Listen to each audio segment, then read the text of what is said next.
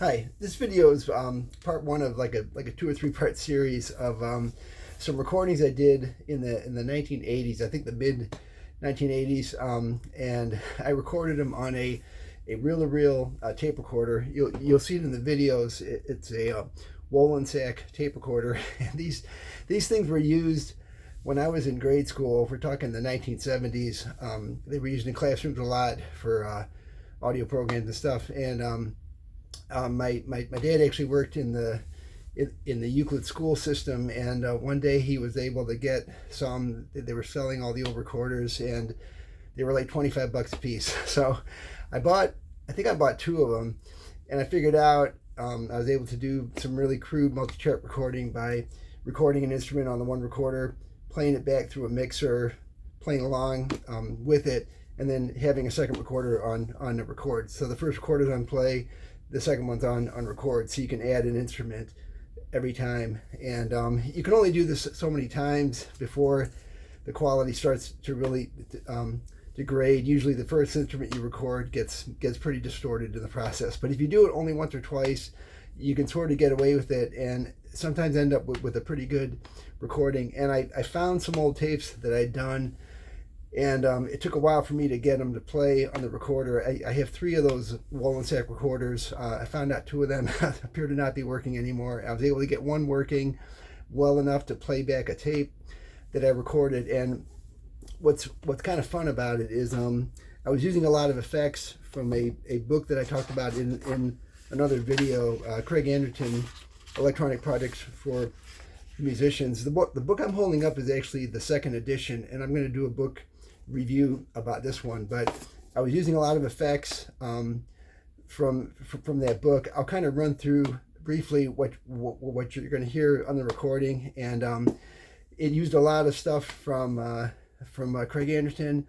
It used some stuff from I think Paya Electronics, which is still in business, and some like drum modules that I built from some articles that were in a magazine called Polyphony magazine, which was a really cool magazine that was published I think in the 80s or so. You can find back issues online, and I plan on doing some videos about 2 projects that I built out of those magazines. One was a project that made like a bass or tom-tom drum sound. It was actually called the hip bass drum circuit. It actually sounded really, really good. It synthesized the drum. There were no samples. It was all analog, and on the recording, that's what the kick drum is. And then the snare drum was another circuit it was called the Snare Plus drum circuit. And I think Craig Anderson was involved in the design of both of those. I think the snare circuit, I think there's another designer, Thomas Henry, I think was his name. I'll look those up, but I built those 2 kits on perf board, and unfortunately I sold them. They don't seem to be in my shop anymore. I think I had those in a rack, but they were really cool modules. They were all analog. They had the drum circuit had about 5 or 6 knobs on it. The snare one had even more, and I was able to tweak some pretty decent drum sounds out of both of those. So on the recording is the kick. It's just a kick and a snare, and it's playing the same pattern over and over again.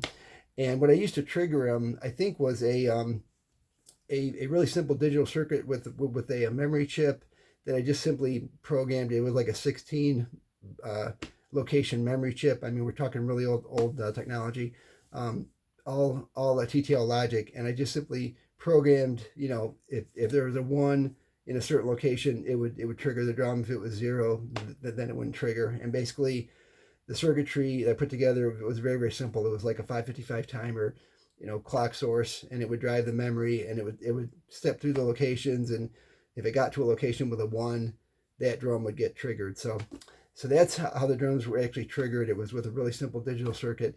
As I recall, when I recorded it, I used the bass was actually bass pedals, which I built, which I did a video of. It's on my channel. I'll be doing some more videos about that. But I made this set of analog bass pedals that were out of a Popular Electronics magazine article. And I talk about that in another video. I'm going to open that up and do a more thorough overview of that and do a demo of it as well. But that's what I used for the bass. So when I recorded this whole thing, I had the drums going I was playing guitar and the bass pedals with my feet. So I recorded drums, bass, and the rhythm guitar in one shot. So that was on, you know, one reel of tape. And then I simply just did one overdub. I played it back to the other recorder and just added the lead guitar. And what's the and I used a lot of effects on the guitar. I was playing a really cool guitar I had, which I also sold, which was a Washburn A20V. It's a really neat guitar that came out in the 80s. And you can look it up. They're still available online. Unfortunately, people are asking a lot of money for those.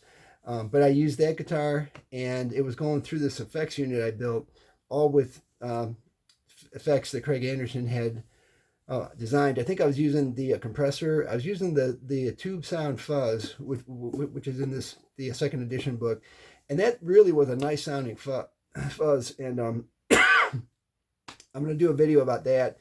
A really clever design. It used a CMOS digital logic gate, a CD4049, which is like a CMOS inverter, but there's a way you can configure it so it acts like an amplifier, and if you make it distort, it actually clips really smoothly like a tube. And Craig explains the theory behind that. So the distortion was that circuit.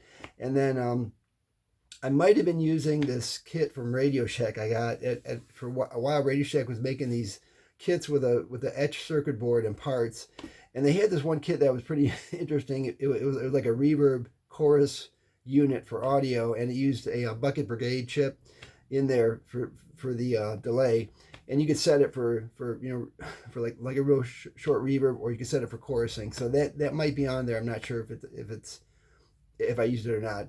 And then on the guitar solo, on the end of the solo, you'll hear almost like a wah pedal. That was actually the Craig Anderson dual sound circuit. It was like a wah circuit, and I had it also hooked up to a envelope follower, which is also in the Craig Anderson book. So you'll hear like a wah effect almost going on, but it wasn't a pedal. It was just based on the dynamics of my playing. So, and I think that's pretty much all the details about it. So, like I said, it was something I recorded in my bedroom back, you know, probably the mid 80s. But it used a lot of stuff that I built, and it was kind of fun finding the tapes. And thankfully, they still played. And I hope you enjoy it. And thanks for watching. Bye.